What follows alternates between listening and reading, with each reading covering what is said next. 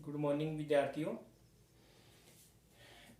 आज की क्लास से पूर्व जितनी भी क्लासें हुई है अपनी, वो एक वर्णों की ज्ञान, स्वरों का ज्ञान और किस प्रकार के वर्ण होते हैं, कहाँ कहाँ पर कौन कौन से वर्ण का उच्चारण स्थान माना जाता है, कौन से वर्ण को क्या कहा जाता है, सवर्ण क्या होता है, ये हमारी एक ऐसी नॉलेज होती है जो व्याकरण शास्त्र को समझने से पूर्व हमें इन सब बातों का ज्ञान होना अति आवश्यक है। और जिन्होंने इन सब बातों का ज्ञान अगर सही प्रकार से सही ढंग से कर लिया है तो उनकी व्याकरण जो समझ है वो बहुत ही अधिक विकसित हो जाती है, सरल प्रकार से उनकी ये व्याकरण समझ में आने लगती है। आज जो अपना टॉपिक है वो संधि का है और संधि प्रारंभ हो रही है। संधि का जो जितने भी संधियां चलती है वो सारी टॉपिक से मैं आपको ऑनलाइन क्लास के माध्यम से अवगत कराऊंगा, जिसमें आपको किसी भी प्रकार की कोई समस्या नहीं होगी। सबसे पहले हम जो संधि पढ़ रहे हैं, ये जो संधि है, ये संधि के बारे में मैंने आपको पहले बता दिया है कि जो संधि है वो सम उपसर्ग पूर्वक धा धातु से की प्रत्यय होता है। उपसर्गे की एक नियम है, उपसर्गे की एक नियम है जिसके साथ में की प्रत्यय होता है, वो शब्द निष्पन्न जब बनता है तो वो शब्द ही पुल्लिंग का बन जाता है। तो ये जो संधि पद है ये संधि है पुल्लिंग पद। यहाँ पर इस प्रकार से जब इनकी प्रक्रिया होती है तो दा को जो दा है की है अकार का लोप हो जाता है, इस प्रकार अनुस्वार होकर संधि कार्य होता है। संधि कहाँ होती है? संधि होती है जहाँ संहिता का विषय होता है, वहां पर संधि का कार्य होता है। संहिता के विषय में मैंने आपको अवगत करवाया है कि जो सम उपसर्ग है उस सम उपसर्ग के बाद में वो ही धा धातु और धा धातु से कथा प्रत्यय किया जाता है।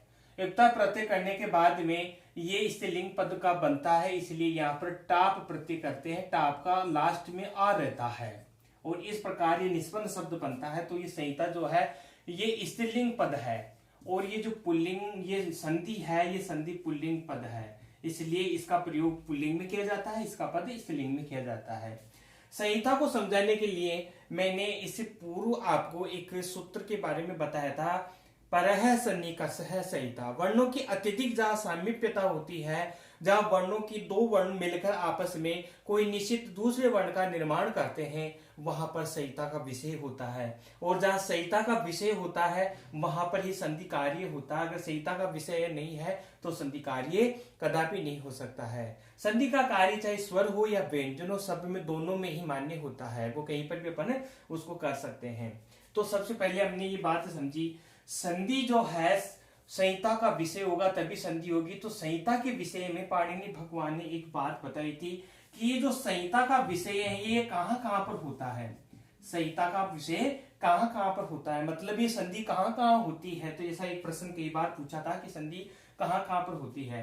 तो संहिता का जो विषय होता है वो चार प्रकार में यानी चार जगह होता है। चार जगह संहिता का विषय होता है, मतलब चार जगह अपन संधि का कार्य कर सकते हैं। चार जगह कहाँ कहाँ पर?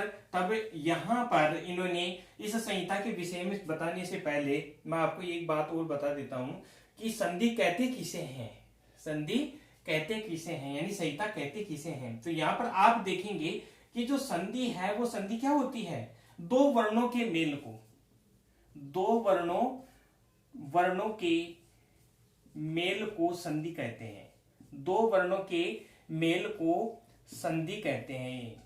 ध्यान दीजिए, संधि जो होती है वो हमेशा दो वर्णों के बीच में होती है और दो पदों के मतलब दो शब्दों के आपस में मिलने से जो है समास कार्य होता है, दो वर्णों के मिलने से संधि कार्य होता है। दोनों में ये डिफरेंस है।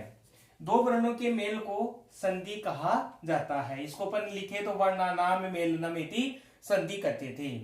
फिर कहा कि और क्या कह सकते हैं इसकी संहिता की विषय के बारे में, और क्या कह सकते हैं? तो इन्होंने क्या बताया कि जैसे आगम है, आदेश है, आगम है, आदेश है, जैसे प्रत्यय हैं इत्यादि जो होते हैं, इसकी जगह भी यहाँ पर क्या हो जाता है? संधि कार्य हो जाता है। आगम है, आदेश है, वर्ण विकार है इत्यादि कार्य जहां पर होते हैं वहां पर वो संधि कार्य माना जाता है। और संधि की सबसे बड़ी जो अच्छी परिभाषा है वो मैंने आपको पूर्व वीडियो में बताई थी, परः सन्निकर्ष संहिता। देखो परः सन्निकर्ष संहिता के विषय में मैंने आपको डिटेल में बता दिया है। पूर्व और पर यानी कि दोनों, दो पहले वाला और बाद वाला वर्ण आपस में मिलकर एक बना दे तथा वर्णों की जहां पर अत्यधिक सामीप्यता उत्पन्न हो जाए वहां पर संहिता होता है, वहां पर संधि कार्य होता है। तो संधि की जब परिभाषा पूछते हैं तो सबसे बेस्ट जो संधि की परिभाषा है वो यही है, परः सन्निकर्ष संहिता। वर्णों की अत्यधिक सामीप्यता को संहिता कहते हैं, मतलब संधि कहते हैं। आगम आदेश वर्ण विकार जहां पर होते हैं वहां पर संधि कार्य होता है। वर्णों के मेल को संधि कहा जाता है। अब यहां पर जब अपन ने संधि की परिभाषा समझी तो फिर हमारा नेक्स्ट जो प्रश्न चल रहा है वो क्या चल रहा है कि जो संहिता है, जैसे अपन ने पढ़ लिया भाई संधि जो है वो कहां कहां पर होती है, तो जो संहिता है वो संहिता के विषय में भी अपन ये समझेंगे कि जो संहिता है वो कहां कहां पर होता है। तो यहाँ पर इन्होंने 4 प्रकार की संहिता के विषय में बताया कि जो संहिता है वो कहां कहां पर होता है। तो इन्होंने एक कारिका लिखी थी, उस कारिका के विषय में इन्होंने बताया था संहिते एक पदे ही नित्या, संहिते एक पदे नित्या। मतलब इन्होंने क्या कहा कि जो संहिता होती है वो हमेशा कहां होती है, नित्या एक पदे, नित्या एक पदे। एक पद का मतलब जहां पर एक ही पद है वहां पर संहिता कार्य होना चाहिए। संहिता से तात्पर्य आप समझ रहे हैं कि बार बार मैं संहिता बोल रहा हूं, इसका मतलब क्या है कि संधि कार्य की बात कर रहा हूं कि संधि कहां कहां होती है। तो संधि हमेशा कहां पर होती है, एक पद में होती है। जैसे हम एक उदाहरण पढ़ते हैं, नयनम पढ़ते हैं। नयनम एक पद है, ये पूरा एक पद है। जब अपन इसका संधि विच्छेद करते हैं तो क्या होता है, नेधन अनम होता है। अब यहां पर नेधन अनम होने पर हम इस एक पद में क्या करेंगे कि यहां पर अयादि संधि कर देंगे। अयादि संधि जब होती है, डिटेल में मैं आपको जब अयादि बताऊंगा तब इसके बारे में और समझाऊंगा। अयादि संधि हुई है कि एच के बाद में अगर अच आता है तो अयादि हो जाना चाहिए। तो यहाँ पर एच में ए आता है, मतलब ए के बाद में अ स्वर आया है, इसलिए यहाँ पर अयादि संधि कर दी गई है। जैसे अपन उदाहरण एक पद में लेते हैं, जे धन अ। अब जब यहाँ पर भी अयादि करेंगे तो ये भी क्या बन जाता है, ये भी जो पद बनेगा वो क्या बनेगा, जय। ये भी क्या बन जाएगा, जय पद बनेगा, जय है, ऐसे बना देंगे। तो यहाँ पर एक पद के अंतर्गत संधि संहिता का विषय होता है। तो पहला आपका संहिता की जो 4 प्रकार बताते हैं कि 4 जगह जो है संहिता का विषय होता है। पहला जो बताया मैंने संहिता का विषय वो क्या बताया है, एक पद में संहिता होती है। कारिका के मैं बताया कि संहिते एक पदे नित्या, यानी संहिता का जो नित्य है वो एक पद में होना चाहिए। नेक्स्ट जो है दूसरा जो आता है इसके अंतर्गत है वो देखिए आप, संहिते नित्या एक पदे। और नेक्स्ट जो है इनका वो है धातु उपसर्गयों। दूसरा क्या आता है, धातु और उपसर्गयों, यानी धातु और उपसर्ग के साथ में भी संधि कार्य होता है। धातु उपसर्ग के का मतलब क्या हुआ, जैसे मैं यहां पर लिखता हूं व्याकरण। अभी व्याकरण लिखते तो वी, फिर धन आंग, फिर धन करणम, ये करणम क्रिया हो गई, ठीक है। ये धातु से लुट प्रत्यय जब करते हैं तो करण बनता है, और आंग और भी क्या हो गया, उपसर्ग हो गया। तब यहां पर अपन संधि कार्य करते हैं तो देखो आंग का तो आ बच जाता है, और करण का करण अपन ऐसे कैसे लिखते हैं, करण। और इससे पूर्व में जो वी है तो यहां पर वी का जो है क्या होता है कि यण कार्य होता है, यानी कोई अच्छी से यहाँ पर यण कार्य जब दिखाएंगे तो यहाँ पर एक स्थान पे क्या हो जाएगा, ये हो जाएगा। तो ये रूप क्या बनेगा, व्याकरण पद निष्पन्न होगा। तो जैसे अपन व्याकरण लिखते हैं, ये धातु उपसर्ग का शब्द है। जैसे अपन धातु उपसर्ग के अंतर्गत और देखते हैं तो लिखते हैं, जैसे प्रति उपसर्ग पूर्वक यण धातु से एति बनता है। क्या बनता है, एति बनता है। तो यहां पर भी यण कार्य हुआ है, प्रत्येक उपसर्ग है, धातु का यति बना हुआ है, तो धातु उपसर्ग के बीच में भी यहाँ पर संधि कार्य का विधान बताते हैं कि धातु उपसर्ग के बीच में भी यहाँ संधि कार्य होना चाहिए। तो पहला आपका हुआ कि एक पद के अंतर्गत संधि होती है, दूसरा बताया धातु उपसर्ग के बीच में भी संधि कार्य विद्यमान होता है, और जो तीसरा है यहाँ पर वहां ये बताते हैं कि जो समास होता है उस समास में भी संधि कार्य होता है। जैसे अपन कोई समास बनाते हैं, सामासिक पद बनाते हैं, तो समास हमेशा क्या होता है, दो पदों के बीच में दोनों पदों को जोड़कर जब एक पद अपन बनाते हैं तो वो एक पद जो है समास कहलाता है, उसको सामासिक पद बोलते हैं, समस्त पद के नाम से भी जानते हैं। समास जो है मैं आपको समास जब पढ़ाऊंगा तब उसके विषय में और डिटेल से जानकारी दूंगा, बट यहाँ पर आप इतना सा समझिए कि जब समास कार्य करेंगे, दो पदों को जब एक जगह मिलाएंगे और वहां पर आवश्यक रूप से अगर कोई संधि कार्य का विधान होगा या संधि कार्य जैसी स्थिति बनती है तो वहां पर संधि कर देनी चाहिए। जैसे यहां पर मैंने बताया तीसरे नंबर का समास में संधि कार्य होता है, समास में संहिता का विषय बनता है। तो समास में संहिता का विषय कैसे बनता है, जैसे मैंने यहां पर लिखा प्रत्येक, मैंने यहां पर क्या लिखा, प्रत्येक। प्रत्येक में अव्ययभाव समास है, क्या है, अव्ययी भाव समास है। यहां पर जब अपन इसका विग्रह कार्य करते हैं तो एकम एकम प्रति ऐसे लिखते हैं, एकम एकम प्रति, एक एकम प्रति, तो प्रतिपद तो पहले बन रह जाता है, पूर्व में प्रयोग करते हैं, और एकम एकम में से एक शेष रहता है, ठीक है कि नहीं, एकम एकम में से एक शेष रहता है। जब दो पद आपस में मिलाकर एक समासिक कार्य में एक समस्त पद अपन बनाना चाहते हैं तो यहां पर भी क्या कर देंगे, समासिक कार्य करते समय, समस्त पद बनाते समय हम यहाँ पर संधि कार्य करेंगे। यहाँ पर संहिता का विषय बन गया है, इसीलिए यहाँ पर संधि कार्य करेंगे तो कौन सी संधि हो जाएगी, यहाँ पर संधि होगी यण संधि, यण संधि होगी, एक के स्थान पर यण होता है, अच परे रहते हैं। तो एक क्या है, एक प्रत्याहार का नाम होता है जो चतुर्दश समावेश सूत्र से बनता है।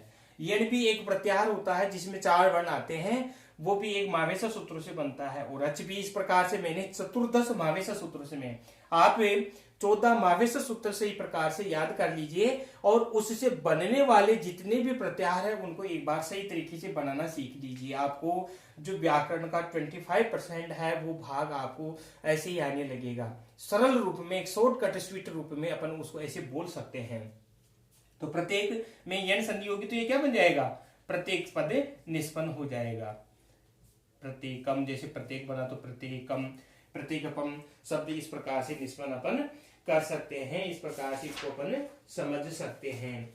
और मैं आपको उदाहरण बताऊं, जैसे राज्ञ अश्व, राज्ञ और अश्व यानी राजा का घोड़ा, राजा का घोड़ा, तो 2 पद है यहाँ पर भी, राज्ञ है और अश्व है। अब इनका अगर अपन समस्त पद बनाएंगे तो यहाँ पर यण कार्य हो जाएगा, मतलब सॉरी दीर्घ संधि हो जाएगी। जब दीर्घ संधि हो जाएगी तो ये पद कैसे बनेगा, राज्ञाश्व, क्या बनेगा, राज्ञाश्व बन गया, यानी राजा का घोड़ा। तत्पुरुष समास है, षष्ठी तत्पुरुष समास होता है राज्ञ अश्व में। जैसे देवेंद्र अपन बनाते हैं, देवेंद्र बनाते हैं तो देवा नाम इंद्र, देवा नाम इंद्र, देवा नाम इंद्र यानी देवताओं का जो इंद्र होता है उसको अपन क्या बोलते हैं, देवेंद्र बोलते हैं। तो यहाँ पर भी देव पद रहेगा और देव के बाद में इंद्र पद रहेगा, तो यहाँ पर भी क्या कौन सी संधि हो जाएगी, गुण संधि हो जाएगी। गुण संधि होती तो ये रूप अपना क्या बन जाएगा, देवेंद्र पद बन जाएगा। तो जैसे देवेंद्र है, प्रत्येकम है, ठीक है ना, राज्ञ अश्व है, इत्यादि जो शब्द होते हैं ये समासिक शब्द है, समास हुआ है इनके अंतर्गत है। और जब इन 2 पदों को मिलाकर एक पद बनाया तब यहाँ पर आवश्यकता के अनुसार जहां पर संधि कार्य की दृष्टि होती है, संधि कार्य की स्थिति होती है, तो वहां पर संधि कार्य किया जाता है। तो जैसे राज्ञ अश्व में यहाँ पर अ था, अश्व यह था, यहाँ पर संधि कार्य की स्थिति थी तो अपन ने क्या कर दी, यहाँ पर संधि कर दी गई है। तो संधि यानी संहिता कहाँ पर हुई, संहिता एक पद में होती है, संहिता जो है धातु उपसर्ग के बीच में होता है, संहिता जो है समास के बीच में होती है। इस प्रकार से 3 भेद जो मैंने आपको बताए हैं। उसके बाद में जो नेक्स्ट है, लास्ट इनका भेद, वो है वाक्य। यानी जो संहिता है चौथे नंबर पे, वो किस में होती है? वाक्य में होती है। तो जो संहिता का विषय है वो कहाँ कहाँ 4 प्रकार से आ गया। चौथा जो प्रकार है वो कौन सा आ रहा है? वाक्य आ रहा है। यानी कि जो वाक्य है, इस वाक्य में वैकल्पिक बताया गया है, विकल्प से होता है। विकल्पिक की मतलब अपन कर भी सकते हैं और नहीं भी कर सकते हैं। कहने का तात्पर्य यह है कि यहाँ वाक्य के अंतर्गत संहिता का विषय होता है, लेकिन हमारी इच्छा के ऊपर निर्भर करता है कि हम संहिता के विषय में संधि कर भी ले और संधि नहीं भी करे तो भी गलत नहीं होता है, तब भी वो सही होता है। तो यहाँ पर जैसे अपन कोई वाक्य लिखते हैं कि ई है आ गच्छति, ऐसे लिखा मैंने, ई है आ गच्छति। ई आ गच्छति मतलब यहाँ आता है। ई है आ गच्छति का मतलब क्या होगा? यहाँ आता है। जब ऐसी स्थिति के अंतर्गत अपन वाक्य बनाते हैं तो उस वाक्य का अपन निर्माण कर सकते हैं। अब यह कौन आती है, कौन जैसे आता है, आती है, तो अपन यहाँ पर क्या लिख सकते हैं? जैसे आती है, सा कौन आती है? वह आती है, तो सा ई है आ गच्छति, मैंने एक वाक्य लिखा है। सा का मतलब वह, ये सा स्त्रीलिंग का तद्रूप है, जो सा बनता है। पुल्लिंग होता तो अपन यहाँ से भी लिख सकते हैं। तो सा ये आ गच्छति, इस वाक्य में समझिए, अभी मैंने जब ये वाक्य लिखा तो यहाँ पर कोई संधि कार्य नहीं किया है, लेकिन अगर मैं यहाँ पर संधि करना चाहूं तो यहाँ पर संधि हो भी सकती है। कैसे हो सकती है? जैसे सा में आ है और पर में ई है, आ के बाद में ई है, तो कौन सी संधि होगी? गुण संधि होगी। जब गुण संधि होगी तभी क्या बन जाएगा? से और है का है। फिर है में क्या है? अ है, और आ गच्छति का पर में क्या है? आ है। तब ए और आ क्या बनता है? दीर्घ संधि का भेद बनता है, इसलिए या दीर्घ आ बन जाएगा। तो क्या बन जाएगा? ये सेहा, और गच्छति का जब लिखेंगे तो सेहा गच्छति। अब इस वाक्य को मैं अगर ऐसे लिखूं, सा ये आ गच्छति, तो भी कोई गलत नहीं निकाल सकता है। और मैं इस वाक्य को ऐसे लिखूं, सेहा गच्छति, तो भी ये वाक्य सही माना जाता है। क्यों माना जाता है? क्योंकि वाक्य के अंतर्गत जो संहिता का विषय होता है, वो संहिता का विषय वैकल्पिक होता है, इच्छा के अनुसार होता है। हमारी अगर इच्छा है तो इच्छा के अनुसार हम यहाँ पर संधि कार्य कर सकते हैं, और नहीं भी करे तो भी कोई गलत नहीं निकाल सकता है। बट यहाँ पर जब अपन संधि कार्य करके अगर किसी शब्द को बोलते हैं या किसी का उच्चारण करते हैं या बिना संधि के बोलते हैं, तो दोनों में थोड़ा सा डिफरेंस ये होता है, गलत तो नहीं होता है, लेकिन उनकी विद्वता का रूप दिखता है कि जहां पर हम शब्दों को एक जगह मिलाकर समासिक पद करके या संधि कार्य इत्यादि करके फिर इन वर्णों का उच्चारण करते हैं, तो वो उच्चरित जो शब्द है वो उसकी विद्वता के बारे में स्पष्टीकरण देता है कि हाँ, ये वास्तव में विद्वान व्यक्ति है कि इन्होंने शब्दों में सामासिक पद को रूप में जो है शब्दों का उच्चारण किया है। और अलग अलग जब बोल लेते हैं तो गलत तो नहीं होता है, लेकिन उसकी जो विद्वानता है उस विद्वता के अंतर्गत अपन ऐसा कर सकते हैं कि हाँ, शायद ऐसा इनको नहीं आता होगा। तो इस प्रकार से संहिता का जो विषय बताया मैंने वो 4 प्रकार का बताया है। अब आपको ये अच्छी प्रकार से याद हो गया होगा कि जो संहिता है वो कहाँ कहाँ पर होती है। एक बार प्रश्न आया था कि संहिता कहाँ कहाँ पर होती है और संहिता कहाँ नहीं होती है। जैसे आपसे पूछ ले, बताओ संहिता कहाँ कहाँ होती है, तो संहिता के विषय में तो आप बता दोगे कि संहिता एक पद में होती है, एक पद में होती है। संहिता धातु उपसर्ग के बीच में होती है, धातु उपसर्ग के बीच में होती है। संहिता जो है वो समास में होती है। संहिता कहाँ होती है? और संहिता होती है वाक्य के अंतर्गत, वाक्य के अंतर्गत संहिता का विषय होता है। संहिता कहाँ पर नहीं होती है? संहिता कहाँ पर नहीं हो सकती? कहाँ पर नहीं होती है? नहीं होती है, नहीं है।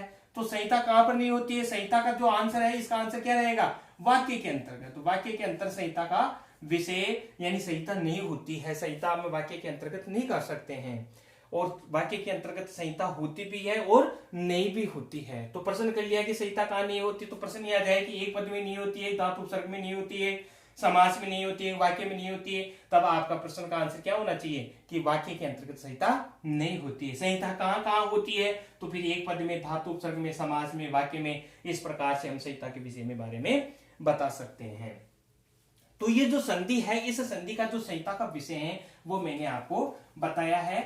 आप इनके बारे में अच्छी तरह से समझ सकते हैं। आप ये भी देख सकते हैं कि कहाँ कहाँ पर कैसे कैसे संहिता के विषय में हम संधि कार्य करते हैं और वो संधि कार्य सही प्रकार से हो जाता है।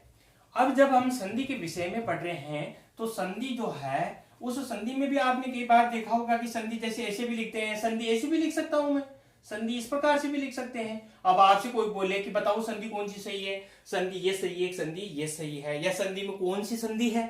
आप संधि अगर पढ़ने जा रहे हो या संधि पढ़ाने जा रहे हो, आपसे यही प्रश्न कर लिया जाए कि बताओ आप संधि जो टॉपिक ले रहे हो संधि के अंतर्गत कौन सी संधि है, तो फिर आप अपने आप में उलझन में आ जाओगे कि संधि में कौन सी संधि हो सकती है। संधि में भी तो संधि होती है, जहां अनुस्वार होता है वहां अनुस्वार संधि हो गई, और जहां पर अनुस्वार नीचे की ओर आ जाता है वहां पर सवर्ण संधि हो जाती है। तो इस संधि के अंदर तो क्या कौन सी संधि है, पर सवर्ण संधि है। और इस संधि के अंदर कौन सी संधि है, इसके अंदर है अनुस्वार संधि। देखो संधि के अंतर्गत भी दो संधियां बताई गई है, संधि के अंदर अनुस्वार संधि, संधि के अंदर परसवर्ण संधि। अब आपसे कोई पूछे कि बताओ शुद्ध और शुद्धतम यानी सबसे ज्यादा जो सही है वो कौन सी है, तो सबसे ज्यादा सही संधि वही होती है जहां पर संपूर्ण कार्य विद्यमान हो जाए, जहां पर संपूर्ण कार्य हो जाता है, जहां पर पूरा अंतिम रूप होता है वो ही सही माना जाता है। तो यहाँ पर सम उपसर्ग पूर्वक धी से जब संधि कार्य करते तो मैं अनुस्वार हो जाता है। फिर अनुस्वार होने के बाद में इसका लास्ट काम होता है परसवर्ण का, कि अनुस्वार जब नीचे की ओर आ जाए तो वो ने के रूप में आ जाता है। जब वो ने के रूप में आ जाता है तब वहां पर संधि इस प्रकार से अपन लिखते हैं। तो सबसे ज्यादा जो शुद्धम होता है, शुद्ध होता है, वो संधि इस प्रकार से लिखते हैं, वो शुद्ध माना जाता है। और शुद्ध तो ये भी है, शुद्धतम और शुद्ध का ही फर्क है कि शुद्ध और शुद्धतम दोनों में ये अंतर पूछते हो सबसे पहले अपन को इसके ऊपर अंगुली टेकनी चाहिए, बाकी दोनों ही सही है, ऐसा कुछ भी नहीं है। अब यहाँ पर अपन देखेंगे कि जो संधि है उस संधि के विषय में जब अपन पढ़ रहे हैं तो जो संधि है प्रश्न बनता है कि संधि कितने प्रकार की होती है। प्रश्न अपना नेक्स्ट क्या बनता है कि जो संधि है वो संधि कितने प्रकार की होती है। तो संधि की जो भेद है वो समझने के लिए हम आपको बताते हैं। जब आप पूर्व क्लासों में पढ़ते हैं, जैसे कक्षा 6, 7, 8 में पढ़ते हैं, तो जो संधि है उसके 3 भेद बताते हैं। संधि के 3 भेद बताते हैं। संधि के 3 भेद कौन कौन से होते हैं। पहला भेद बताया स्वर संधि, स्वर संधि। और दूसरा भेद क्या बताया, दूसरा भेद बताया इनका व्यंजन संधि, व्यंजन संधि। और जो तीसरा भेद है वो इसका है विसर्ग संधि, विसर्ग संधि है। संधि के कितने भेद होते हैं, संधि के 3 भेद होते हैं। कौन कौन से होते हैं, स्वर संधि, व्यंजन संधि और विसर्ग संधि।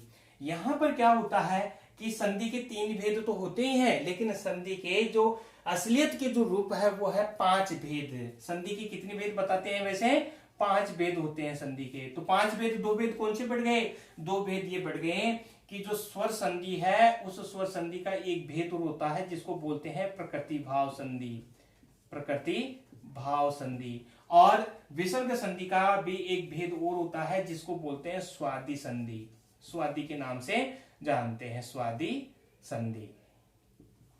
देखिए संधि कितनी हो गई, 4 और 5। संधि की भेद कितने हो गए, 5 हो गए हैं। मुख्य रूप से संधि 3 प्रकार की होती है। सामान्य रूप से अगर संधि का भेद अपन पढ़ते तो संधि 5 प्रकार की होती है। कौन कौन सी होती है, स्वर संधि, प्रकृतिभाव संधि, व्यंजन संधि, विसर्ग संधि और स्वादि संधि। ये 5 प्रकार की संधियों के विषय में बताते हैं।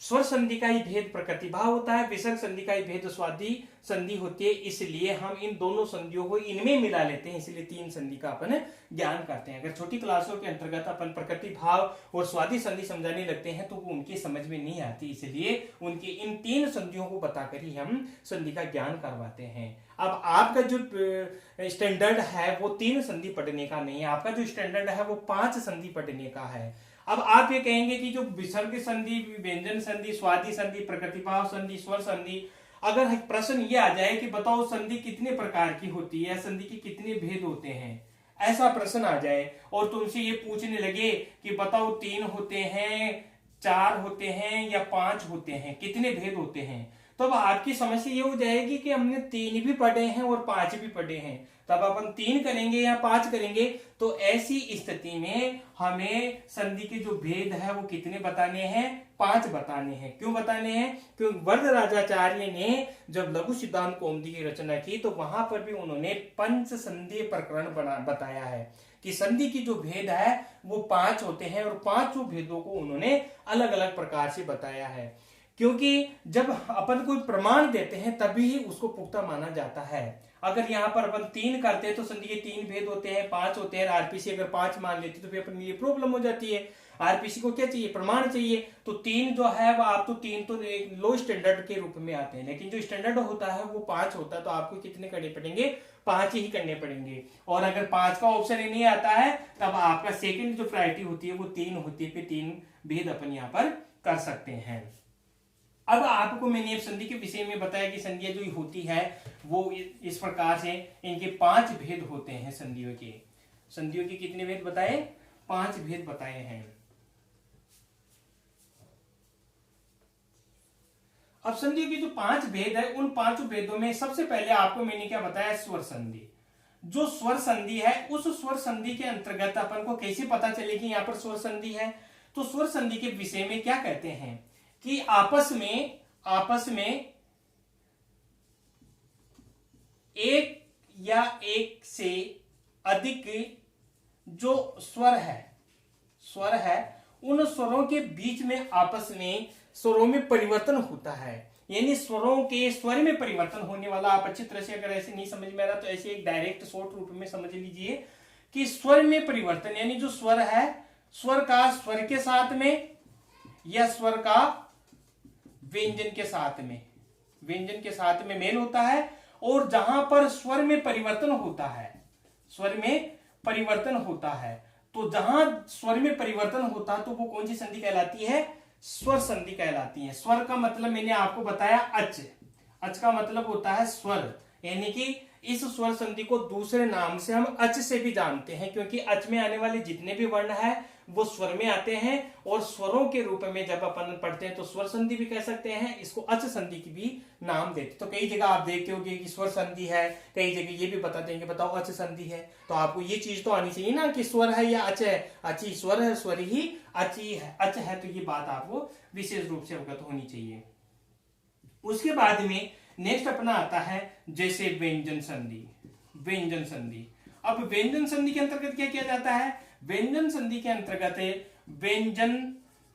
व्यंजन के साथ व्यंजन का या फिर व्यंजन के साथ स्वर का मेल होता है। या तो व्यंजन के साथ पीछे स्वर बैठा हुआ होता है या फिर व्यंजन के पीछे व्यंजन बैठा हुआ होता है। तो जहां पर व्यंजन में ही परिवर्तन होता है, यहां पर स्वर में परिवर्तन हो तो स्वर संधि, और जहां पर व्यंजन में परिवर्तन होता है तो व्यंजन संधि होती है। वो जहां व्यंजनों में परिवर्तन हो तो व्यंजन संधि, जहां स्वरों में परिवर्तन हो तो स्वर संधि के नाम से जाने जाते हैं। उसके बाद में नेक्स्ट अपनी जो संधि आती है वो आती है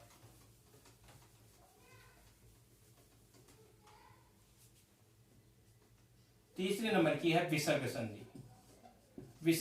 विसर्ग संधि के अंतर्गत क्या होता है कि जो विसर्ग संधि है उस विसर्ग संधि में विसर्ग के स्थान पर परिवर्तन होता है। यानी विसर्ग के बाद में या तो कोई स्वर हो या फिर कोई व्यंजन हो, ये कोई भी हो सकता है। और विसर्ग के स्थान पे अगर कोई परिवर्तन होता है, विसर्ग के स्थान पर ज्यादातर जो परिवर्तन होते हैं वो होते हैं या तो स बन जाता है विसर्ग के स्थान पर, या फिर स के स्थान पर र बन जाता है, या फिर उ बन जाता है। तो फिर उसी नाम से इस व्यंजन संधि के अंतर्गत जो संधि का नामकरण कर दिया जाता है। या फिर विसर्ग के स्थान पर विसर्गी रह जाता है, तब ये विसर्ग संधि में आ जाता है। जब विसर्ग के स्थान पे स हो जाता है तो विसर्ग संधि का एक भेद होता है जहां पर उसको सत्व बोलते हैं। तो विसर्ग के स्थान पर परिवर्तन हुआ, स बना तो वो सत्व संधि हो गई, र बना तो रत्व संधि हो गई, उ बना तो उत्व संधि हो गई, और विसर्ग के स्थान पे विसर्ग बना तो वो विसर्ग संधि के नाम से जाना जाता है। ये मैं जब आपको इसका विसर्ग संधि बताऊंगा तब आपको इसको अलग अलग एक एक रूप के बारे में अवगत करवाऊंगा। उसके बाद में आपका चौथा आता है प्रकृति भाव। प्रकृति भाव संधि। प्रकृति भाव जो संधि होती है, ये शायद आप ये कहेंगे कि प्रकृति भाव संधि होती क्या है। प्रकृति भाव संधि वो होती है कि संधि कार्य तो प्राप्त होता है, संधि कार्य तो होना चाहिए, लेकिन फिर भी संधि नहीं होती है, कोई भी संधि नहीं होती है। संधि का भाव तो है, संहिता का विषय तो है, लेकिन संधि कार्य नहीं हुआ है, यथावत रूप रहता है, यथावत रूप रहता है, कोई परिवर्तन नहीं होता है, कोई परिवर्तन नहीं होता है। जब कोई परिवर्तन नहीं होता है, यथा जैसे है वैसे के वैसे रहता है, तो वहां पर संधि कार्य प्राप्त होते हुए भी कोई संधि कार्य नहीं हुआ, तो प्रकृति भाव संधि का नाम दिया जाता है।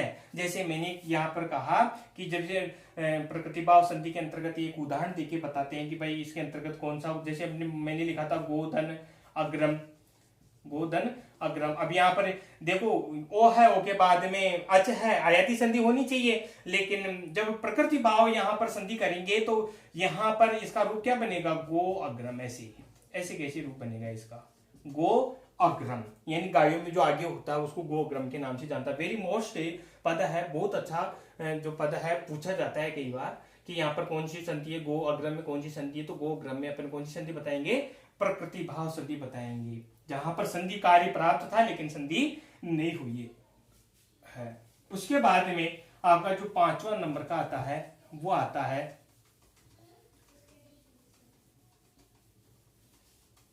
5वें नंबर की जो संधि आती है उसका नाम है स्वाति संधि।